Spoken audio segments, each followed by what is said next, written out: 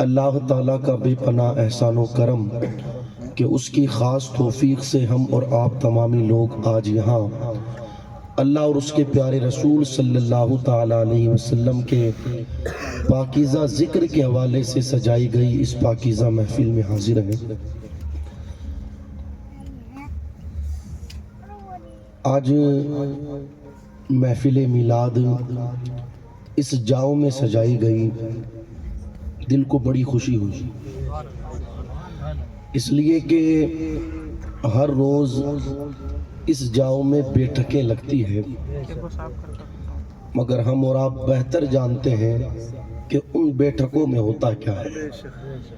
کوئی بیٹھ کر نشہ کرے، کوئی بیٹھ کر جوا کھیلے، مگر ایک بیٹھک آج بھی لگی ہے کہ سارے لوگ بیٹھ کر کے مدینے والے کا ذکر کر رہے ہیں۔ اللہ کا قرآن کہتا ہے 30واں پارہ سورہ زلزال، یومئذ تحدث اخبارہا، قیامت کے دن زمین اللہ کی بارگاہ میں خبر دے گی،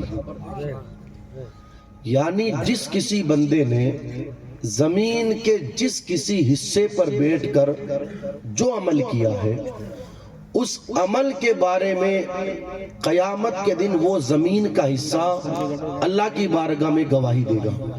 یعنی اگر کسی نے کسی زمین کے حصے پر بیٹھ کر کے نماز پڑھی ہے تو وہ زمین کا حصہ کہے گا مولا یہ وہ بندہ ہے جس نے میری پشت پر کھڑے ہو کر کے تیری عبادت کی تھی۔ اور اگر کسی نے گناہ کیا ہوگا کسی زمین کے حصے پر بیٹھ کر کے تو زمین کا وہ حصہ قیامت کے دن خدا کی بارگاہ میں گواہی دے گا مولا یہ وہ بندہ ہے جس نے میری پشت پر بیٹھ کر کے گناہ کیا تھا۔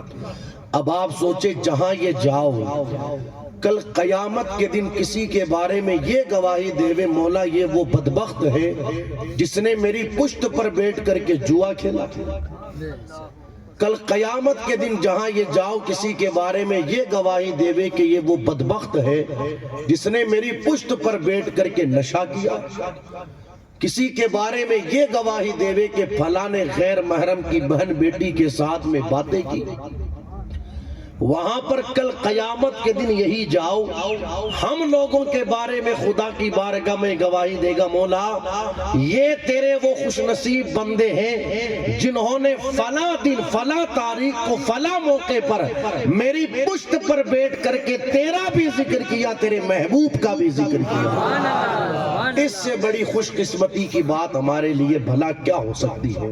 تو ہم بڑے خوش نصیب ہیں کہ الحمدللہ آج زمین کے اس حصے کو بھی ہم نے اپنے حوالے سے اس بات کا گواہ بنا لیا کہ ہم نے زمین کے اس حصے پر بیٹھ کر کے مدینے والے کا ذکر کیا۔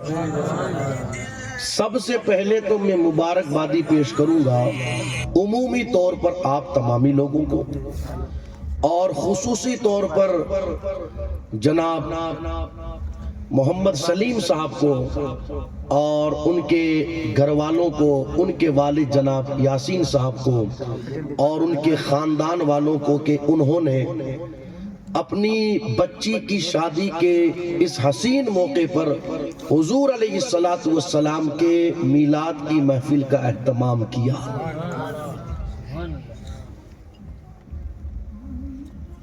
آپ دیکھیں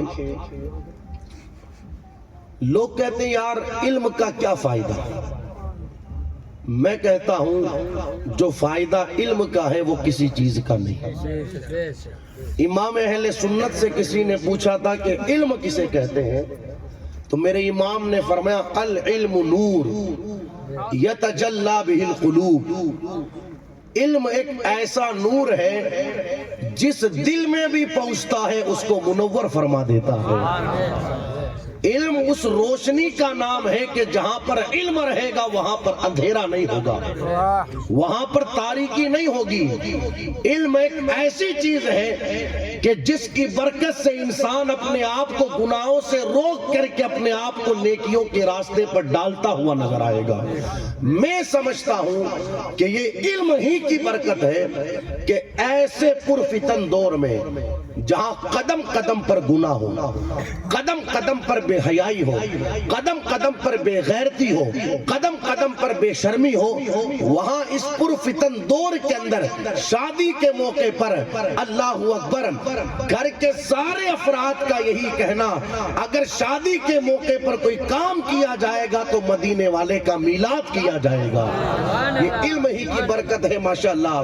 جس بچی کا نکاح ہونے والا ہے اس نے مدرسہ جو زیر نگرانی ہماری میں چلتا ہے، تقریباً 5-6 سالوں سے آپ کے سامنے اس مدرسے میں اپنے آپ کو داخلہ دلوایا، علم حاصل کیا، اور آج اسی علم کے حاصل کرنے کی یہ برکتیں ہماری اور آپ کی نگاہوں کے سامنے ہیں۔ خیر پروردگار عالم اس محفل کو اپنی بارگاہ میں قبول فرمائے، اور اس محفل کا صدقہ پروردگار عالم ہونے والی شادی میں خوب خوب برکتیں عطا فرمائے۔ تفصیلی بیان آپ نے حضرت مولانا محمد رمضان صاحب قبلہ سے سماعت کر لیا۔ میں سمجھتا ہوں کہ بڑی دور سے ہمارے جو مہمان تشریف لائے ہیں، ہم ان کی زبانی مدینے والے کی نعتیں سنیں اور وقت پر ہی یہ محفل مکمل ہو جاوے، اس لیے کہ ہم کو تو آپ ہر جمعہ کو سنتے ہی رہتے ہو، اور تقریباً 9 سال ہو جائیں گے اس رمضان پر سنتے سناتے۔ خیر اللہ تعالیٰ آپ سب کی محبتوں کو، عقیدتوں کو سلامت رکھے۔ مجھے امید نہیں تھی معین بھائی کہ اتنے لوگ اس جاؤں میں آ جائیں گے، اس لیے کہ ٹھنڈ اور ہواؤں کا چلنا اور یہ اتنا لمبا چوڑا میدان، میں تو سوچ رہا تھا پتہ نہیں آج کیا ہوگا کیا نہیں ہوگا، لیکن پھر دل کو تسلی ملی کہ محبوب کی محفل کو محبوب سجاتے ہیں، آتے ہیں وہی جن کو سرکار بلاتے ہیں۔ ہر کوئی نہیں آتا، جب اشارہ مدینے سے ہوتا ہے اور جس کے لیے ہوتا ہے وہی حضور کی بارگاہ میں، حضور کی محفل میں حاضر ہو جاتا ہے۔ لیکن ایک فرمان سنے، بس ایک فرمان سنے حضور علیہ السلام کا، بس بات پوری ہے میری۔ میرے آقا علیہ الصلوۃ والسلام نے ارشاد فرمایا، لوگوں 4 چیزیں میری بھی سنت ہے اور مجھ سے پہلے نبیوں کی بھی سنت ہے۔ کیا فرمایا حضور نے؟ 4 چیزیں میری بھی سنت ہے اور مجھ سے پہلے نبیوں کی بھی سنت ہے۔ پوچھا گیا یا رسول اللہ علیہ الصلوۃ والسلام وہ 4 چیزیں کون سی؟ ارشاد فرماتے ہیں پہلی چیز حیا کرنا۔ کیا کرنا؟ زور سے بولیں۔ حالانکہ یہ چیز اگر ہم دیکھیں نا تو اس وقت معاشرے سے بڑی تیزی کے ساتھ ختم ہوتی جا رہی ہے، جسے حیا کرنا کہتے ہیں۔ میرے آقا علیہ السلام نے ارشاد فرمایا، لوگوں حیا کرنا یہ ایمان کا حصہ ہے، اور صرف حضور علیہ السلام نے حیا کرنے کا لوگوں ہی کو درس نہیں دیا بلکہ خود حیا کر کے بتایا۔ اور مصطفیٰ جان رحمت صلی اللہ تعالی علیہ وسلم، آپ کی حیا کا کیا کہنا، سبحان اللہ۔ صحابہ کہتے ہیں کنواری لڑکی سے بھی زیادہ حیا کرنے والی اگر کوئی ذات ہے تو وہ آمینہ کے لال کی ذات ہے۔ مصطفیٰ جان رحمت صلی اللہ تعالی علیہ وسلم بڑے باحیا تھے۔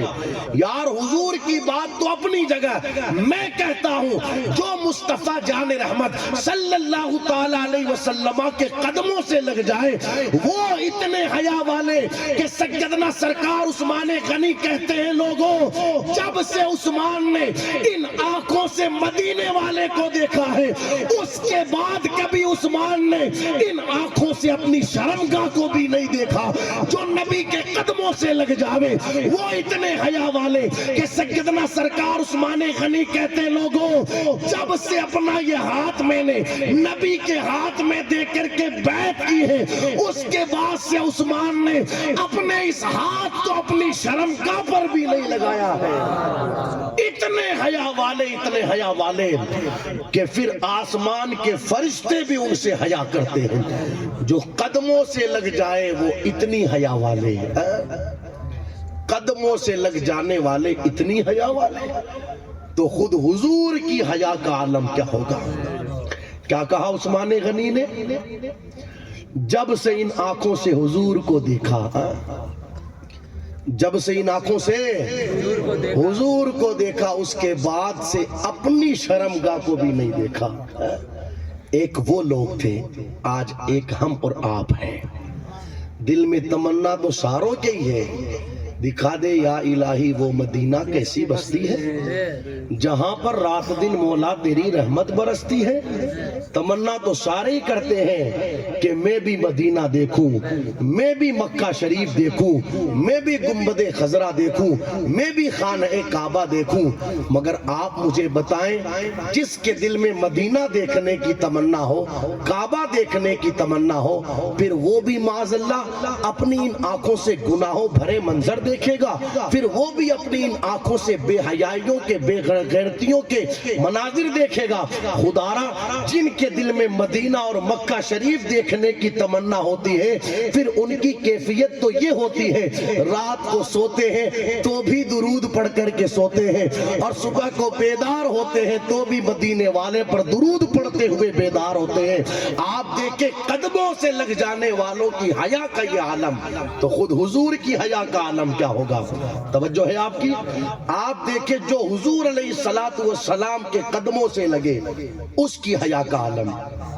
مدینہ منورہ کی سرزمین پر جب میرے آقا علیہ السلام ہجرت کر کے تشریف لائے تو اس وقت ایک عورت تھی مدینہ منورہ میں جو بڑی کیا کہتے ہیں اس کو کہ بد زبان تھی، حیادار نہیں تھی، وہ عورت بد زبان تھی، جو منہ میں آتا تھا کہہ دیتی تھی۔ حضور علیہ السلام مدینہ منورہ میں تشریف لائے تو اس کو کسی نے خبر دی کہ اللہ کا رسول تشریف لایا ہے، تو وہ حضور علیہ السلام کی بارگاہ میں حاضر ہوئی۔ حضور علیہ السلام سے عرض کی گئی یا رسول اللہ علیہ السلام یہ وہ فلانی عورت ہے اس کے بارے میں یہ مشہور ہے نا کہ یہ بد زبان عورت ہے، حیادار نہیں ہے۔ حضور علیہ السلام اس وقت کھانا تناول فرما رہے تھے، مگر آپ دیکھیں جو سب کے سامنے بد زبانی کرنے والی، سب کے سامنے، لیکن جب پہنچی ہے نا آمینہ کے لال کی بارگاہ میں تو خاموش۔ کافی دیر تک وہ بیٹھی رہی مگر اس کے اوپر سناٹا طاری ہو گیا۔ کسی نے کہا تو جس سے چاہتی ہے بد زبانی کر لیتی ہے، مگر یہاں پر آنے کے بعد تو خاموش کیوں ہو گئی؟ کہ تیرے منہ اندر زبان نہ رہی؟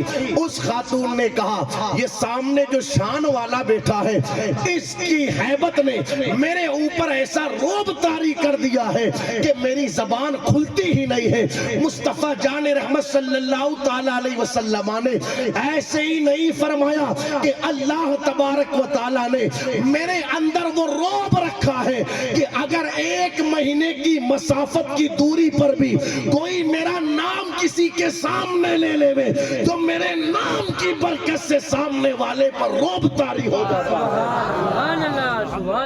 اتنی دوری پر لوگوں پر روب طاری ہو جائے مدینے والے کے نام سے، تو جو سامنے آ کر کے بیٹھی وہ پھر بھلا کیسے بول سکتی تھی؟ لیکن بیٹھی رہی۔ اب حضور کی بارگاہ وہاں سے بھلا کون خالی لوٹی ہے؟ میرے امام نے کہا واہ کیا جود و کرم ہے شہ بقا تیرا، نہیں سنتا ہی نہیں مانگنے والا تیرا، میرے کریم سے گر قطرہ کسی نے مانگا دریا بہا دیے در بے بہا دیے ہیں۔ حضور کی بارگاہ اور خالی لوٹ جائے ایسا ہو ہی نہیں سکتا۔ میرے نبی نے فرمایا کھانا کھائے گی؟ اس نے کہا ہاں کھاؤں گی۔ حضور علیہ السلام نے برتن اس کی طرف کر دیا، لے کھانا کھا لے۔ اللہ اکبر۔ آپ دیکھیں اس نے عرض کی اس میں سے نہیں کھاؤں گی بلکہ جو آپ کے منہ میں ہے میں چاہتی ہوں کہ اس میں سے مجھے کوئی تبرک مل جائے۔ میرے آقا علیہ السلام نے اپنے مبارک منہ کا تبرک اس خاتون کو نکال کر کے دیا، اس نے کھایا۔ اب پڑھیں اللہ اکبر۔ مدینے والے کہتے ہیں اس وقت تک جب تک کہ اس نے حضور علیہ السلام کا وہ تبرک نہیں کھایا، مکے کے اندر اگر سب مدینہ منورہ کے اندر اگر سب سے بد زبان کوئی عورت تھی تو وہ تھی، لیکن حضور علیہ السلام کے مبارک منہ کا تبرک کیا مل گیا؟ اب پورے مدینہ منورہ کے اندر اگر سب سے زیادہ حیا والی کوئی عورت تھی تو وہ عورت والی، جس کو حضور کا تبرک مل جائے وہ اتنی حیا والی۔ اب یہاں پر ایک جملہ اگر آپ اجازت دو تو میں کہہ دوں، جملہ ضائع نہیں ہونا چاہیے۔ اللہ اکبر، آپ دیکھیں جس کو حضور علیہ السلام کا تبرک ملے وہ اتنی حیا والی ہو جائے تو وہ سیدہ عائشہ صدیقہ رضی اللہ تعالیٰ عنہا، جن کو میرے آقا نے کئی مرتبہ اپنے مبارک ہاتھ سے کھلایا، وہ کتنی حیا والی ہوگی۔ اور اگلا جملہ سنے، جس کو نبی کے منہ کا تبرک ملے وہ اتنی حیا والی ہو جاوے کہ مدینے والے کہتے ہیں پورے مدینے میں اس سے بڑھ کر حیا والا کوئی نہیں تھا۔ جسے تبرک ملتا ہے وہ اتنی حیا والی، تو وہ سیدہ فاطمہ زہرا جن کے بارے میں آقا نے کہا فاطمہ میرے کلیجے کا ٹکڑا ہے، وہ سیدہ فاطمہ کتنی حیا والی ہوگی۔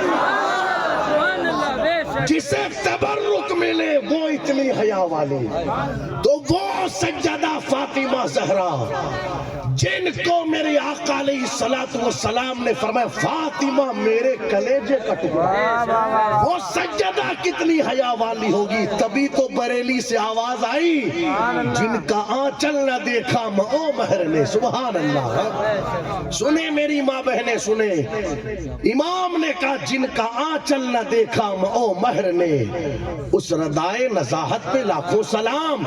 سیدہ کی حیا کی کیا عظمتیں بیان کی جائے۔ ارے جن کے سر کے روپٹے کو انسان تو انسان چاند و سورج کی نگاہ بھی نہ دیکھ پائے، اس ذات کو سیدہ فاطمہ زہرا کہتے ہیں۔ یہ سیدہ فاطمہ زہرا، تو میرے نبی نے فرمایا حیا میری بھی سنت اور مجھ سے پہلے، ذرا زور سے بولے، نبیوں کی سنت۔ آج کنڈیشن کیا ہے یاد رکھیں، عورت اگر بننا سنورنا چاہتی ہے نا، تیار ہونا، تو وہ صرف اور صرف اپنے شوہر کے لیے بن اور سنور سکتی ہے۔ تیار ہوئے کون منع کرتا ہے؟ کوئی منع نہیں کرتا، مگر وہ کس کے لیے تیار ہوگی؟ اپنے شوہر کے لیے۔ اپنے شوہر کے لیے بنے سنورے، کسی اور کے لیے بننا سنورنا یہ جائز نہیں ہے۔ مگر آپ مجھے بتائیں اس وقت معاشرے کی کنڈیشن کیا ہے؟ آج تو جو کچھ کیا جاتا ہے وہ دوسروں کے لیے کیا جاتا ہے۔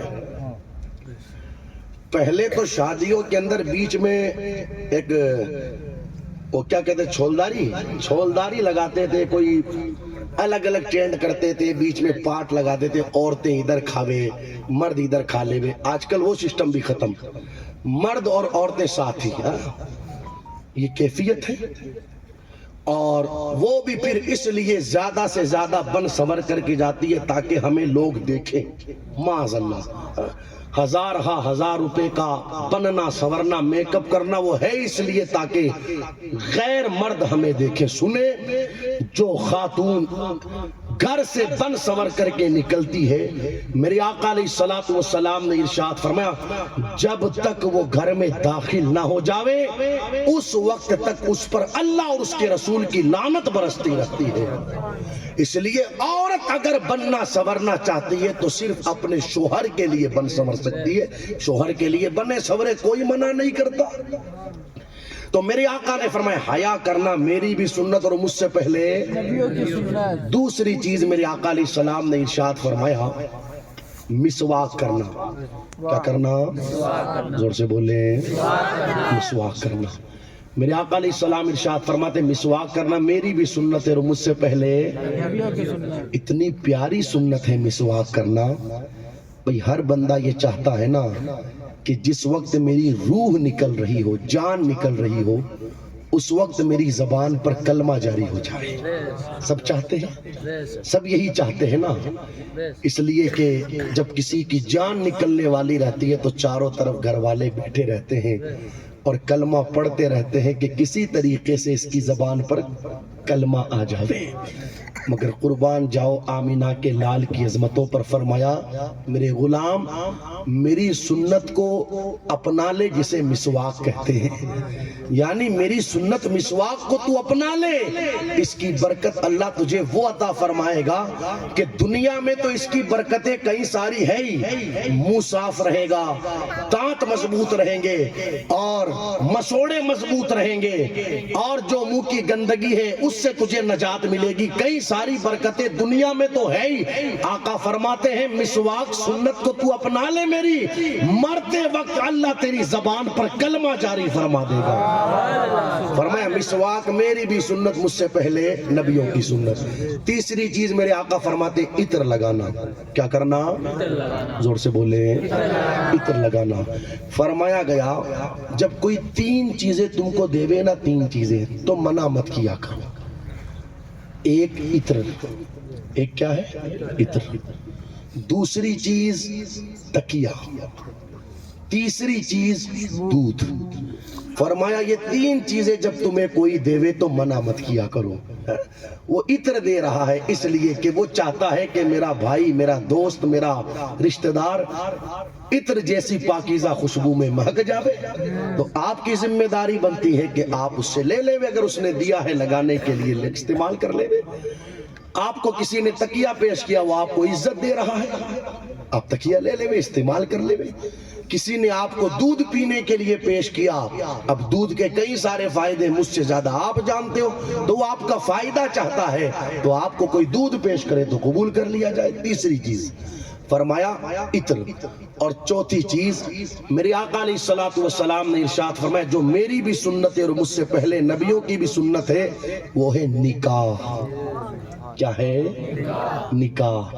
میری بھی سنت ہے، مجھ سے پہلے نبیوں کی بھی سنت ہے۔ حالانکہ حضرت عیسیٰ علیہ السلام نے نکاح کیا نہیں، آسمانوں پر اٹھا لیے گئے، مگر قرب قیامت حضرت عیسیٰ علیہ السلام تشریف لائیں گے اور آپ نکاح کریں گے۔ آپ کیا کریں گے؟ نکاح کریں گے۔ یہی وجہ ہے کہ میرے آقا نے فرمایا نکاح میری بھی سنت اور مجھ سے پہلے نبیوں کی بھی سنت۔ عام حالات کے اندر نکاح کرنا سنت ہے۔ کیا ہے؟ بندے کے معاملات کنٹرول میں ہو، کنٹرول میں کہ بھائی مجھ سے کوئی گناہ کا اندیشہ نہیں ہے، معاملات کنٹرول میں ہے، تو اس کنڈیشن میں بندے کا نکاح کرنا کیا ہے؟ سنت ہے۔ کیا ہے؟ اور اگر کوئی بندہ اس کنڈیشن میں ہے کہ پاس میں پیسہ ویسا بھی ہے اور اسے لگ رہا ہے کہ اگر میں نکاح نہیں کروں گا تو میں گناہ میں پڑ جاؤں گا، اس کو اس بات کا یقین ہے کہ اگر نکاح نہیں کروں گا تو مجھ سے گناہ ہو جائے گا، تو اب حکم یہ ہے اس بندے کے لیے کہ وہ بندہ کیا کرے؟ نکاح کرے۔ اس کنڈیشن میں اس بندے کے لیے نکاح کرنا فرض ہو جاتا ہے۔ باقی عام حالات کے اندر نکاح کرنا کیا ہے؟ حضور علیہ السلام کی سنت۔ تو میرے نبی نے فرمایا یہ چار چیزیں میری بھی سنت ہے اور مجھ سے پہلے نبیوں کی بھی سنت ہے۔ دعا کرتے ہیں پروردگار عالم کی بارگاہ میں مولا کریم اس محفل کو بھی قبول فرمائے، اور جو نکاح ہونے والا ہے مولا کریم اس نکاح میں خوب خوب برکتیں عطا فرمائے، ہونے والے میاں بیوی کے درمیان الفت و محبت پیدا فرمائے، دونوں خاندانوں میں اللہ تعالیٰ اتفاق و اتحاد پیدا فرمائے۔ میں پھر کہوں گا جناب محمد سلیم صاحب اور ان کے گھر والوں کا یہ عمل قابل تعریف بھی ہے اور قابل تقلید بھی ہے۔ کیا ہے؟ قابل تعریف بھی ہے اور قابل تقلید کا مطلب اپنانے والا کام۔ اس لیے کہ اس وقت جو معاشرے کے حالات ہیں وہ ہم سب کی نگاہوں کے سامنے ہیں۔ بھئی آپ مجھے بتاؤ، آج یہ میلاد کروائی گئی، کئی باتیں آپ کو سننے کو ملی، ابھی حضور کی نعتیں پڑھی جائے گی۔ اب یہ جو پرسوں شادی ہونے والی ہے، شادی ہوگی نہیں کیا؟ تو شادی ویسے کرو تو بھی شادی ہو، ایسے کرو تو بھی شادی ہو۔ تو پھر گناہ اپنے نامہ اعمال میں لکھوا کر کے شادیاں کرنے سے کیا فائدہ؟ بہتر تو یہ ہے کہ نامہ اعمال میں نیکیاں لکھی جائے اور بندہ اپنے بچے یا بچی کا نکاح بھی کر لے، تو یہ بہتر بات ہے نا۔ تو خیر اللہ تعالیٰ ان کے اس عمل کو قبول فرمائے۔ میں پھر کہوں گا ان کا یہ عمل قابل تعریف بھی ہے اور قابل تقلید بھی ہے۔ اللہ تبارک و تعالیٰ خوب خوب برکتیں عطا